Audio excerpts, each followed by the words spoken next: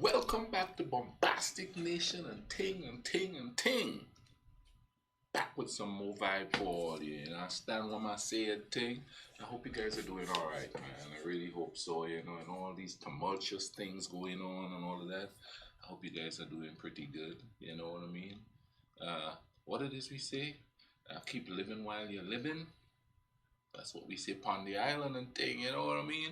Anyway, I'm back with another one of these here for you, and this one is another one that's Greek mythology explained. It's called Hyperion, the Titan of heavenly light. Let's go ahead and YouTube and simmer and see what Hyperion is all about. You know what I mean? I like finding out about these Greek mythology stuff because I know the African mythology stuff. Kind of grew up with it. But let's get into this Greek mythology. Amongst the 12 Titan children of Uranus and Gaia, none shine so brightly as the child Hyperion. And that would make sense, given that Hyperion, otherwise known as the High One, was referred to as the god of heavenly light, a grand title that not even many of the Olympians could ever hope to hold. Yet despite such a glorious moniker, very little is known about Hyperion, and he is featured even less, perhaps not at all, in the actual mythology. Others refer to him as the Father of the Lights of Heaven, yet another significant title which promotes not only his godliness, but also how glorious this creature may have appeared to be to the ancients when the Titans were the rulers.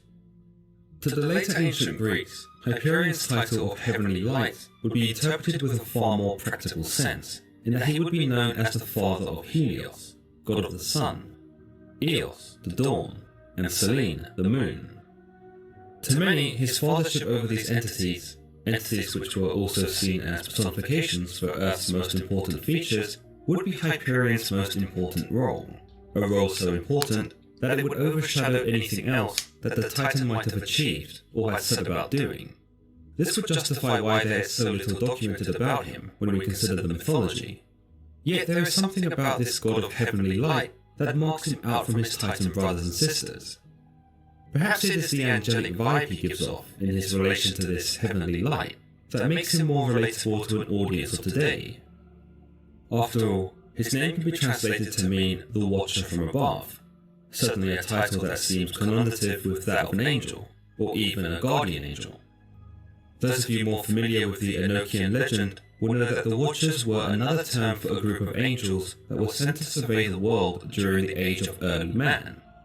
Or maybe it is the various works by poets like John Keats which have us so fascinated by Hyperion, those which aim to paint the Titan as a tragic hero, and as one of the Titans who, along with Cronus, wasn't about to lie down for Zeus during the Titanomachy. We know that from the mythology that Hyperion was one of the original 12 Titans, one that may have had a more significant role than others in the deposing of Uranus. See the correlation again there? 12 Titans, 12 Apostles. Cronus made moves to castrate his father, he would learn his father. I'm not saying one stole from the other or anything like that, but it falls into the repeating of self, nothing original really.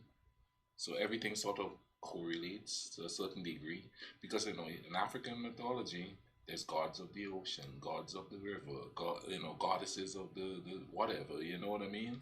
And pretty much in the same thing in the Chinese mythology and even some of the Japanese mythology, it's all sort of, they all think the same. So doesn't that make it seem like they were all in some kind of communication back then? We seem to think because they didn't have planes and fast boats and all of that they didn't really communicate. But those people traveled back then. And I know it's, a lot of people know this, but a lot of people can't comprehend that because we're so modern right now. Father was far too large and powerful to achieve that feat entirely alone. We are told in some versions that when Uranus came to lie with Gaia, it was Hyperion and his brothers Crius, Coeus, and Iapetus who seized hold of him by an arm and a leg each, and kept him bound to his spot, enabling Cronus to castrate him with his sickle and topple him from his throne. Without the assistance of Hyperion, Crius, Coeus, and Iapetus, we are led to believe that Cronus would not have had the same success and would not have ascended to fill the shoes of his father. With this in mind, there exists an idea that Hyperion came to personify one of the four pillars that held up the heaven from the earth, or held up the entire cosmos in the same way that they held down their father. As these cornerstones, their importance to the world was paramount, and it can be said that Hyperion, among his brothers, were responsible for the rise of Cronus, and for creating or maintaining the conditions of the world in which he would come to rule. It might also be said that it was these four brothers who held up Cronus, and then enabled him to rule in the age before the Olympians. This is especially true for Hyperion, whose name could also be interpreted as he who goes above.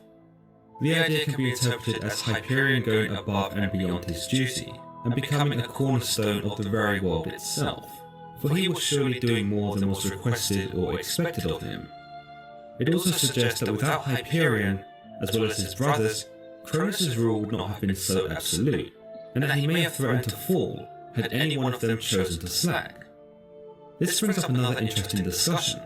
Is it Cronus who was all-powerful, or was it the combined efforts of his brothers that allowed him to exhibit such power?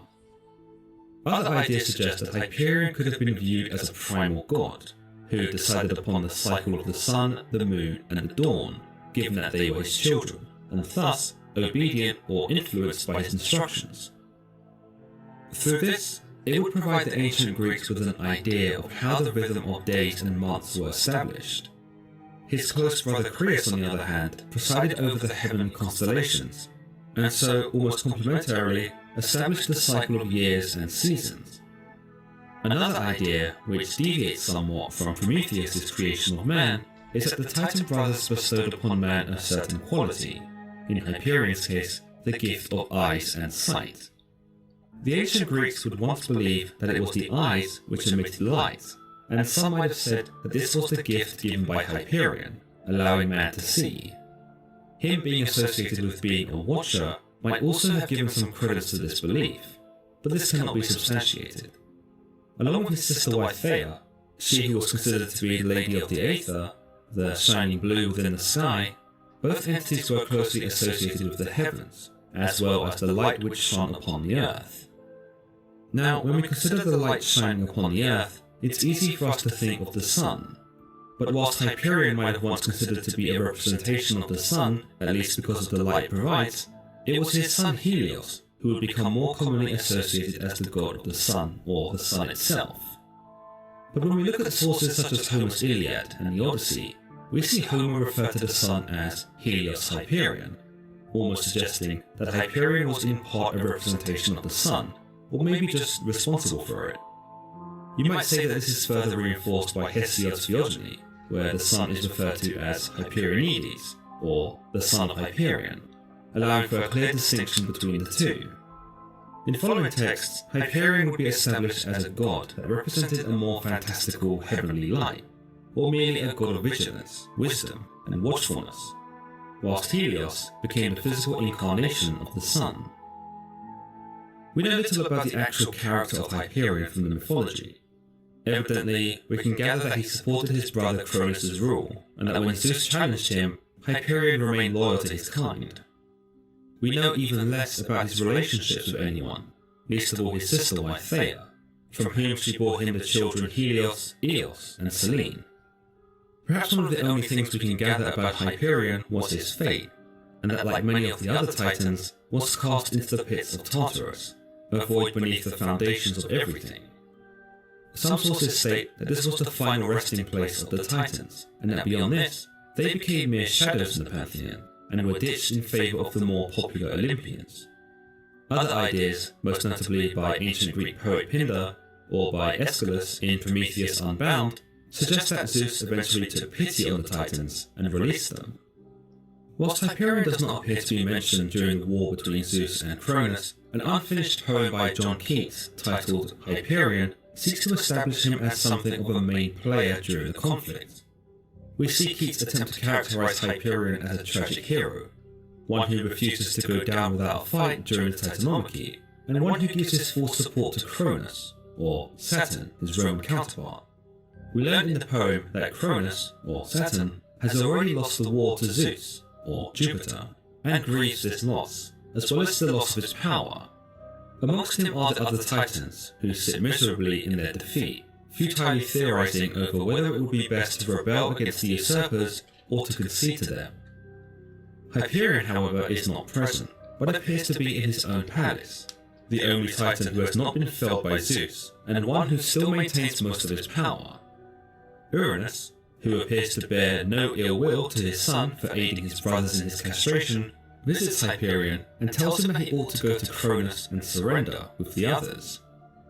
We do not get to know of Hyperion's decision, given that Keats never finished the poem, but in a passionate monologue by Hyperion, I think we get the gist that he would have fought against Zeus to the very end, with or without his Titan brothers and sisters.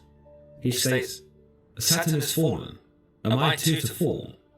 Am I to leave this haven of my rest, this cradle of my glory, this soft clime, this calm luxuriance of blissful night, these crystalline pavilions and pure fanes of all my lucent empire?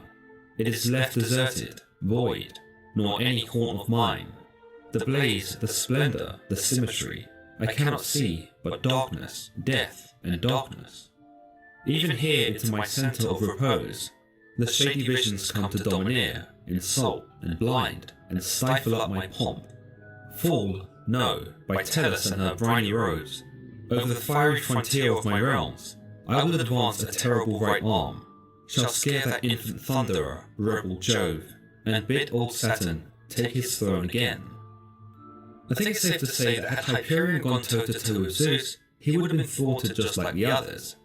Whilst it may have been a glorious battle, there is some indication in his earlier statements of his monologue that make me think he already knows the battle is lost, such as where he asks if he is to fall as well, suggesting that he is unsure of himself, or where he notices that he can see nothing but darkness, despite being the god of heavenly light. His final spurt of energy, where he defies the infant thunderer Zeus, seems more to me like a burst of false confidence, almost like he is trying to hype himself up for a battle that he knows cannot be won. Not only had his brothers and sisters already been defeated, but his own father comes to pretty much tell him it's over, and that he too should surrender before the new ruler. The mythological tales by Homer and Hesiod make no reference to Hyperion being this spunky, prideful rebel that Keats portrays him as. Quite the contrary, they portray him as a vigilant watcher and an observer. It's likely that he, with his wisdom, would have been one of the first to conclude that Zeus's power was unmatchable, and he may very well have been one of the first to realize that the reign of the Titans was at its conclusion. Still, Homer and Hesiod indicate that Hyperion did not have such a role within the mythology, but this does not mean he was not an important figure to the ancient Greeks. You might say that Hyperion was one of, if not the very first source of light, when life was created from chaos, and that light to us represents safety and warmth, something that would have been imperative to the early man. His fatherhood over Helios, Selene, and Eos, the sun, the moon, and the dawn, also make him responsible for the creation of the night and day cycle, and thus a way in which the ancient Greeks could measure time itself. Let me know what you guys thought about the Titan Hyperion, and be sure to let me know who you'd like to see appear here next. Yeah. I tell you why I like watching this. Number one, when I was a kid and I read all of this, about all of this, I always wondered what it would be like to live there. Of course, the history made me think, I don't know. I mean, but I would, just to see how they dealt with stuff. That's one. Number two, if you notice in a lot of mythology and religious beliefs, man has created a man-like sort of deity to explain things that's he's not able to explain. You know what I mean? And that's kind of fascinating to me too. I don't know if I'm making sense here, but it's making sense to me.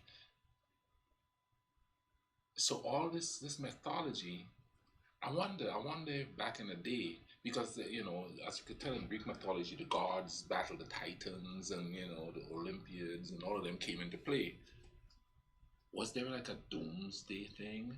Now, I've never really noticed that, or probably never paid attention to it, because I don't really pay attention to doomsday stuff that much. But I'm gonna do some more research. You see, and this is one reason why I like watching these YouTube videos, because then I think of something I didn't think of before, and I want to go research it. I know most people don't want to go look up stuff and all that, but you know, in reggae music, you always hear, and I know this is an old saying, that if you don't know where you come from, you don't know where you're going. And this not just goes for one race or one nationality. This goes for the human race, because in my years on this earth, I've seen politicians recreate and repeat the same things, and people eating up the same things, and how should I put it? Not working in their own best interest. The same things that didn't work. But you see, that's why some governments don't want the people to be educated, because if they're educated, then they can do what they want to them. But I'm gonna leave you with that thought right there. You know what I mean?